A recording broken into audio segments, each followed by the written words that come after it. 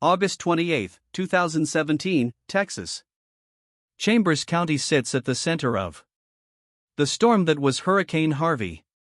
This Category 4 system turned coastal towns into disaster zones. Roads are flooded. Rescue services are overwhelmed. On this day, in the parking lot of a Motel 6 about 13 miles from Baytown, passers-by spot an abandoned black Mercedes. The car sits partly submerged in water. The doors are locked. Through the window, you can see the keys still inside. The vehicle belongs to 37-year-old Crystal McDow. Crystal is a real estate agent in Baytown and the mother of a son and a daughter. Crystal stopped responding on August 25, a full day before the first rain reached the ground. Her family began searching before an official emergency was even declared. Messages went unread and scheduled. Client meetings were canceled. While the Coast Guard and volunteers were pulling people off the roofs of flooded homes, investigators began to conclude that Crystal McDow's disappearance was not caused by the storm. The hurricane was just the backdrop to events that began on a quiet morning. To understand how Crystal McDow's car ended up in that flooded parking lot, we have to go back to the morning of August 25, 2017. For Texans, this was the start of one of the worst natural disasters in recent memory. Hurricane Harvey, which had formed off the coast of Africa 2 weeks earlier, reached peak strength by Friday. Wind speeds hit 130 miles per hour. While residents of Baytown and Houston stocked up on supplies and boarded up windows, Crystal was planning her workday. At 7:00 a.m., security cameras at the home of Paul Hargreave captured Crystal packing up her things and preparing to leave. At 7:10 a.m., she stepped out and got into her black Mercedes. According to an arrangement between Crystal and her ex-husband, she was supposed to drive to the house where Stephen McDow was with their children. Stephen was scheduled to leave for work, and Crystal was to spend the day with their 8-year-old son and 5-year-old daughter. Her schedule also included 2 property showings, which were later canceled because of music, the weather. Crystal never showed up at home or at any of the appointments. Paul Hargreave later told investigators he had tried calling her throughout the day, but her phone went unanswered. Stephen McDow also did not reach out to the rescue services, music, even though Crystal never arrived to relieve him or pick up their kids. The silence from a woman who family and colleagues said was always in contact became the first real warning something was wrong. The official missing person report wasn't filed until the next day, Saturday, August 26. It was submitted by Crystal's uncle, Jeff. By then, Hurricane Harvey had already slammed into the coast, and the situation in Chambers County had turned critical. Emergency services were overwhelmed with calls for rescue from flooded homes and submerged vehicles. The launch of the investigation happened right as the streets of Baytown were turning into rivers. Many Baytown officers were impacted themselves. Some had water pouring into their homes while their families were being evacuated. Still, parts of the department managed to start piecing together the case. The Biggest challenge was the inability to physically access roads and surrounding areas. Floodwaters erased any sign of tire, music, tracks, and strong winds grounded all aerial searches for the first several hours.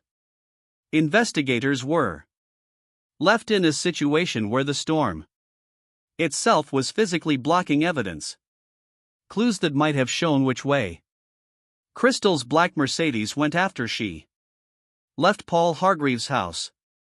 To understand what could have led to the events of 2017, we have to go back and look at Crystal McDow's life story.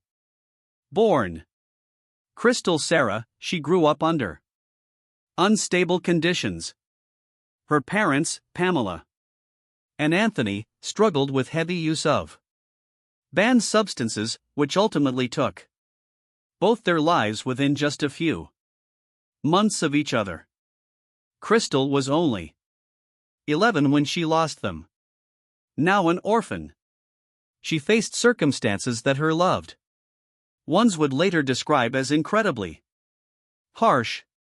At age 13, an incident occurred that left a deep mark.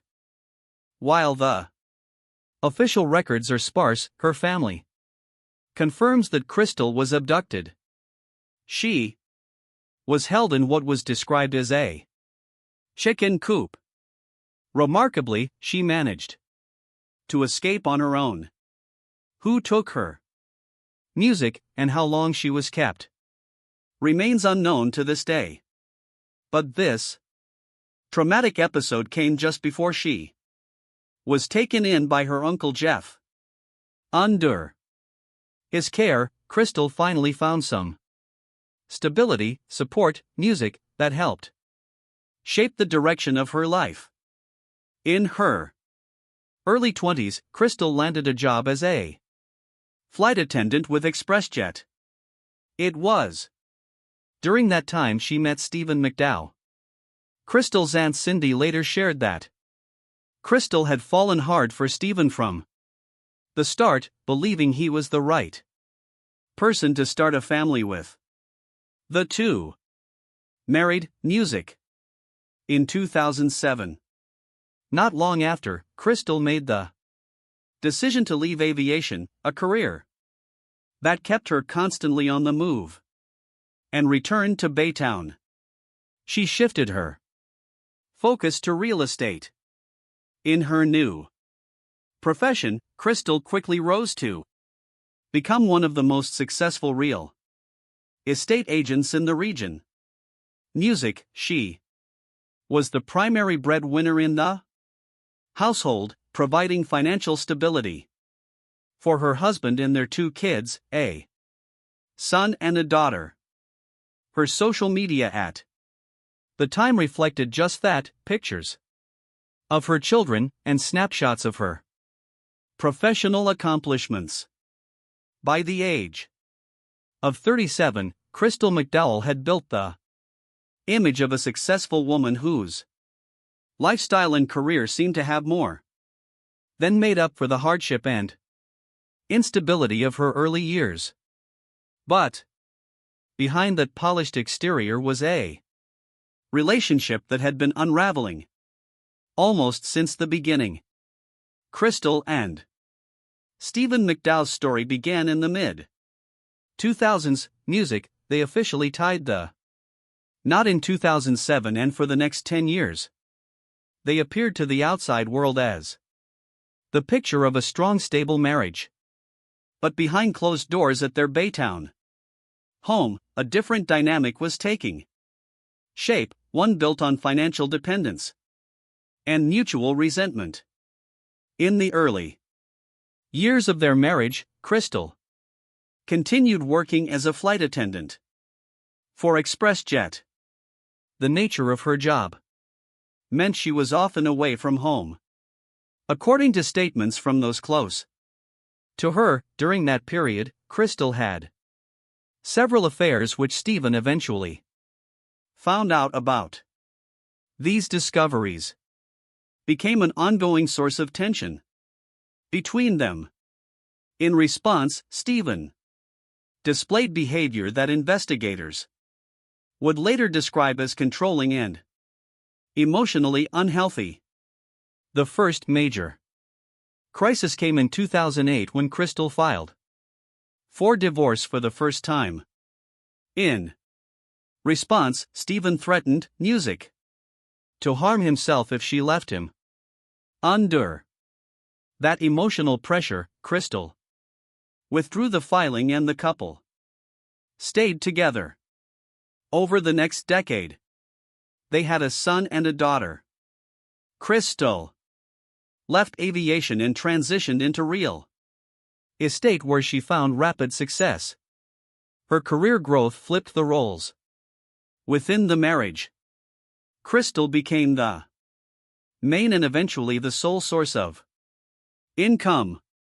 Stephen stopped working entirely and became financially dependent on her. By 2017, the situation had reached a breaking music point. Crystal was still covering all the bills, paying for Stephen's housing, his car, and taking care of their son and daughter almost entirely on her own.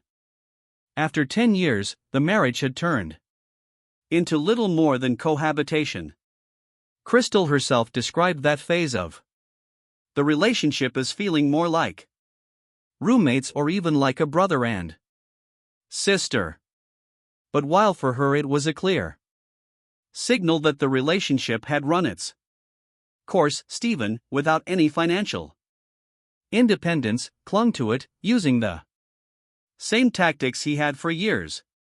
His dependence on Crystal was compounded by an unwillingness to change the comfort of the life he was used to.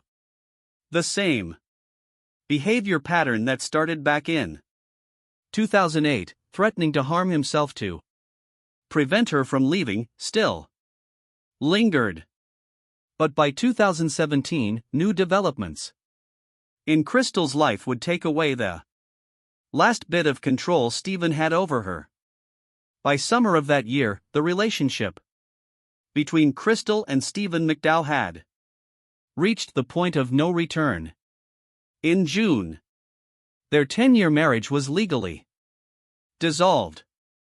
On paper, they were no longer husband and wife, but in reality, their financial and day-to-day ties remained. Stephen had no steady income and still relied entirely on Crystal's support.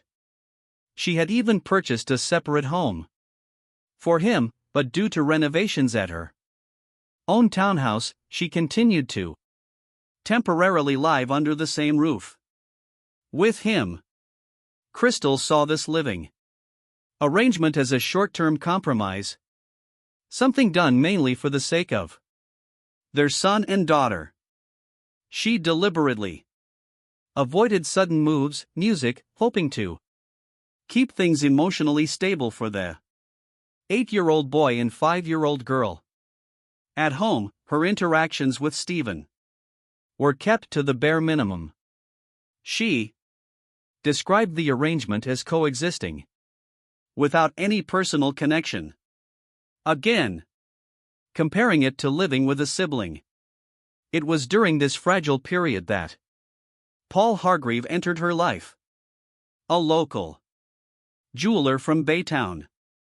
Paul and Crystal's relationship quickly grew into something serious, far beyond a casual romance. Music. They were spending evenings and weekends together, and Crystal was beginning to build a new personal music life. Despite trying to maintain a sense of neutrality inside the home, the changes in her routine didn't go unnoticed by Stephen. According to close friends, Crystal began expressing concern that her ex-husband was watching her. She believed Stephen was monitoring what time she got home, tracking her routes, and showing up in places where she didn't expect to see him. These observations heightened her sense of unease. Still, Crystal avoided contacting law enforcement, afraid that doing so might escalate tensions and ultimately have consequences for her son and daughter. Stephen's language began to change. Where he had once relied on threats of self-harm, by the summer of 2017, his statements became sharper and far more explicit. In private conversations, Crystal told people close to her that Stephen was now making threats against their son and daughter, followed by harming himself if she completely cut ties with him. There were no physical acts of aggression at that point, but Crystal perceived the words themselves as a very real danger. Even so, she continued paying Stephen's bills and maintaining only the most basic household contact, believing that once the renovations were finished and they were fully separated under different roofs, the tension would ease. That assumption turned out to be wrong. A cruise plan for August 2017 became the catalyst for a conflict that had been building beneath the surface. The trip was originally meant to be a family vacation for Crystal, Stephen, their son and daughter, music, and several relatives, including her Uncle Jeff. But after the divorce became official, Crystal reconsidered the entire plan. She decided to invite Paul Hargreave, the man she intended to build her future music with, to join the cruise. Instead, Paul later said he felt clear discomfort at the idea of being on the same ship as Crystal's ex-husband. After hearing his concerns, Crystal made a final decision. Stephen would not be going on the trip. For her, this wasn't just a change in the passenger list. It was a symbolic line drawn under her past. For Stephen, that decision was a blow on multiple levels. He wasn't just losing his place in an important family event. He was also losing the illusion that his old role in Crystal's life could be restored. At the same time, he was still living in a home she had provided and remained fully dependent on her financially. The gap between reality and his expectations continued to widen. During this period, Stephen's threats became even more alarming. Crystal told close friends that he described a specific scenario: committing a crime against their son and daughter and then harming himself if she didn't end her relationship with Paul. These statements were often accompanied by emotional outbursts and sudden mood swings. Despite how serious the threat sounded, Crystal once again chose not to involve law enforcement, fearing that official intervention might trigger immediate music aggression. At the same time, Stephen was presenting a completely different version of events to others. To Krista, his older daughter from a previous marriage, he claimed the family cruise was still happening. He even said he planned to propose to Crystal during the trip and reunite the family. This disconnect between what was actually happening and what Stephen was telling others pointed to a deep psychological break. Music. By the morning of August 25, the tension had reached its peak. Music. Hurricane Harvey was less than a day away from making landfall. The cruise date was approaching fast, but Crystal McDow would never make it to the shore. On August 26, 2017, the day Hurricane Harvey officially made landfall, Chambers County authorities launched the formal search for Crystal McDow. Investigators were working in the middle of a humanitarian disaster. Baytown. Streets were underwater. Emergency crews were rescuing people from rooftops. And many officers discovered their own homes had been damaged or destroyed by the storm. Even in that chaos, detectives noted something critical. Crystal did not fit the profile of a typical storm victim. Her car was missing and her phone had stopped sending a signal before the worst of the flooding began. The first person to draw investigators' attention was Crystal's uncle, Jeff. He was the one who initially reported her disappearance, but some of his actions raised questions. In the middle of the flooding, Jeff drove to the house where Crystal had been living with Stephen. A move music detectives felt could have compromised potential evidence. That said, police attention soon shifted to two other men, Paul Hargreave and Stephen McDow. Stephen presented himself as fully cooperative. During questioning, he described the divorce as calm and non-confrontational. Stephen told investigators that on the morning of August 25, he received a text message from Crystal at 7 a.m. confirming she was on her way to see her son and daughter. But another detail quickly raised suspicion. Jeff told police he had seen an additional message on Stephen's phone, timestamped 9:30 a.m. In that message, Crystal supposedly said she had changed her mind and was taking the kids to Dallas. Investigators immediately flagged the inconsistency. By 9:30 that morning, the son and daughter were already with Stephen. Music, and Crystal would have known that this digital trail appeared staged. Misinformation designed to delay the search and explain why Crystal was out of sight. Monday, August 28, brought the first major breakthrough after Crystal McDow's black Mercedes was found in the parking lot of a Motel 6. Investigators obtained surveillance footage from a nearby Shell gas station overlooking the lot. Video from August 26 showed Crystal's car pulling in and parking in an open space. About 5 hours later, the same camera captured another vehicle arriving. Stephen McDow stepped out. The footage shows him walking toward the motel parking area, then returning a short time later to the gas station. He's carrying a large, heavy bag. Stephen approaches a dumpster and forces the bag deep inside. Investigators would later determine that after disposing of Crystal's body in a wooded area, Stephen needed to eliminate personal items that could tie him to the crime. Her purse, identification, and likely clothing that carried signs of a struggle.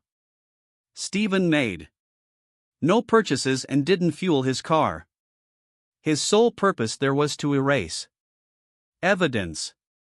Investigators immediately went to the gas station to recover the contents of the dumpster, but the search came up empty. Hurricane Harvey had changed everything. With rainfall at catastrophic levels, trash containers in that area had filled with water and were later overwhelmed by flood runoff. All of their contents, including the bag containing Crystal's belongings, were swept away into the floodwaters before forensic teams could document them. Even without the physical items, the surveillance footage itself became critical evidence.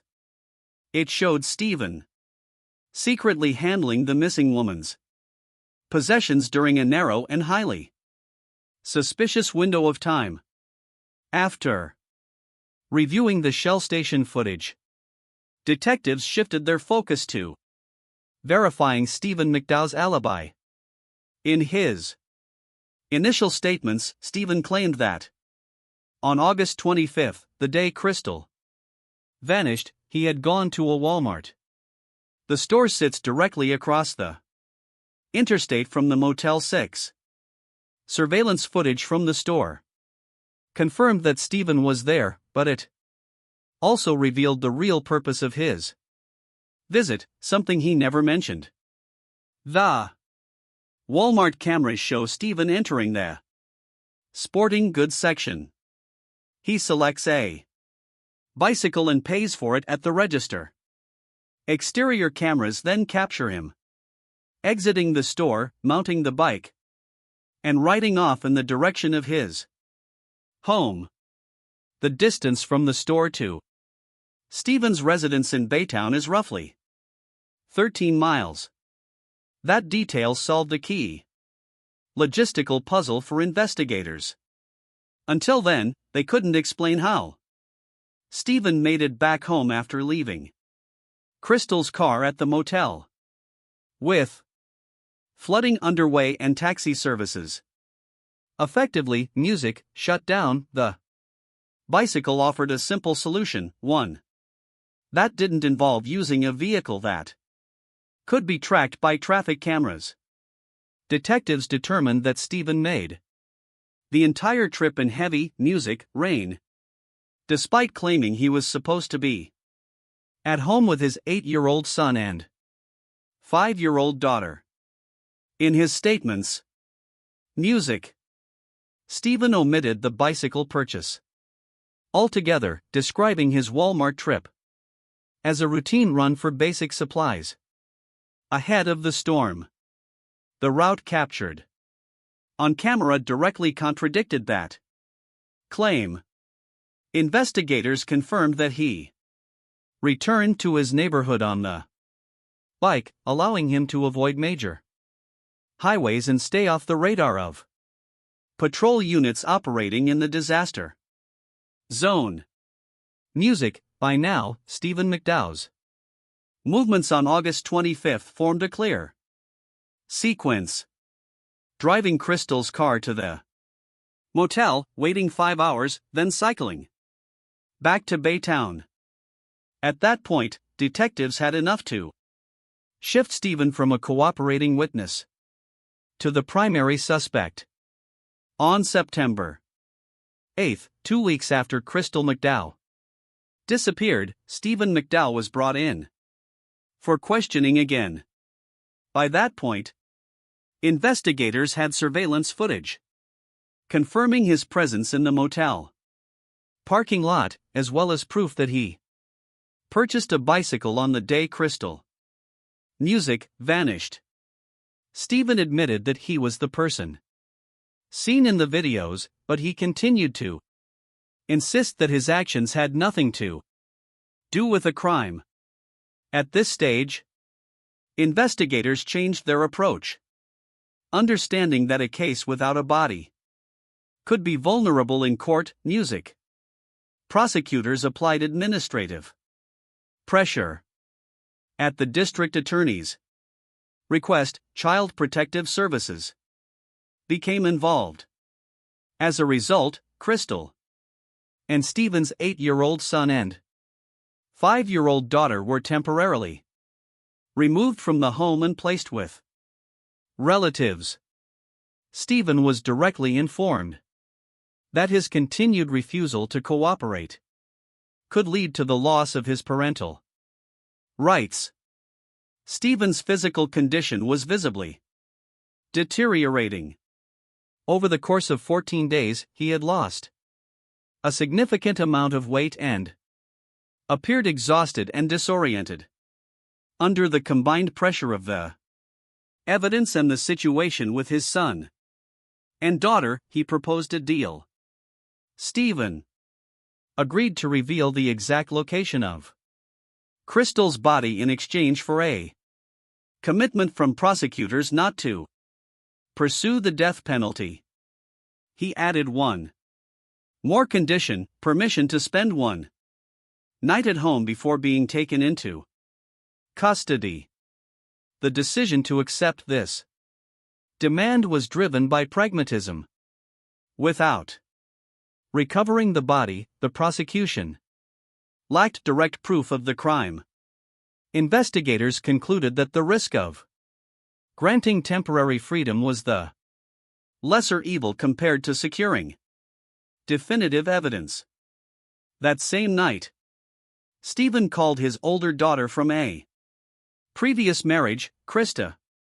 During the conversation, he told her that he planned to turn himself in the next morning and admitted that he had committed the crime against Crystal and knew where her body was hidden. This admission made outside any formal interrogation became the final confirmation of investigators' conclusions. The following morning, Stephen McDowell was taken into custody to reconstruct what happened. Investigators returned to the morning of August 25, 2017. At 7:10 a.m., Crystal McDowell left Paul Hargreaves' home. 15 minutes later, her black Mercedes pulled up to a townhouse in Baytown. Inside, her 8-year-old son and 5-year-old daughter were asleep. Stephen was in the house waiting for his former wife to arrive. According to his later statements, the confrontation began in the living room almost immediately after Crystal walked in. The arguments centered on her new relationship and her decision to exclude Stephen from the upcoming cruise. During the argument, Stephen carried out an attack, applying a chokehold from behind. Crystal had no chance to fight back. He held her until she stopped showing signs of life. In the next room, their son and daughter continued sleeping, unaware of what was happening. After that, Stephen moved on to executing a plan to conceal what he had done. First, he placed Crystal's body into a bag and drove it to a remote wooded area in Chambers County. But his actions didn't stop there. To create the appearance that Crystal was still alive and had left voluntarily, he took her cell phone with him. At 9:30 a.m., it was Stephen who sent a false text message from Crystal's phone to himself and to relatives claiming that she was supposedly taking the son and daughter to Dallas. This step was meant to buy time before the hurricane arrived. After that, he drove her car to the Motel 6 where he threw a bag containing her purse and personal belongings into a dumpster. Items he didn't dare leave either in the woods or at home. Everything that followed, the bicycle purchase at Walmart and the ride back home through heavy rain, was part of an attempt to construct the image of a single father who had spent the entire morning with his son and daughter while their mother had allegedly left for Dallas. 15 days after Crystal's disappearance, Stephen McDowell led police to the spot in the forest where her body was located. A forensic reconstruction confirmed that the hurricane had not disturbed the remains. The court proceedings began in June 2019. Stephen admitted responsibility for the crime, but relied on a defense known as a crime of passion. He claimed that Crystal's death was accidental, the result of what he described as an overly tight embrace during an argument. After 3 hours of deliberation, the jury rejected that version. Stephen McDow was found guilty of the crime and sentenced. Music, to 50 years in prison. He will become eligible for parole in 2042. Crystal's son and daughter were placed under the guardianship of her former friend Mandy. They lost both parents. One to an act of aggression, the other to a long prison sentence. Crystal's family later stated their intention to ensure that Stephen serves his sentence in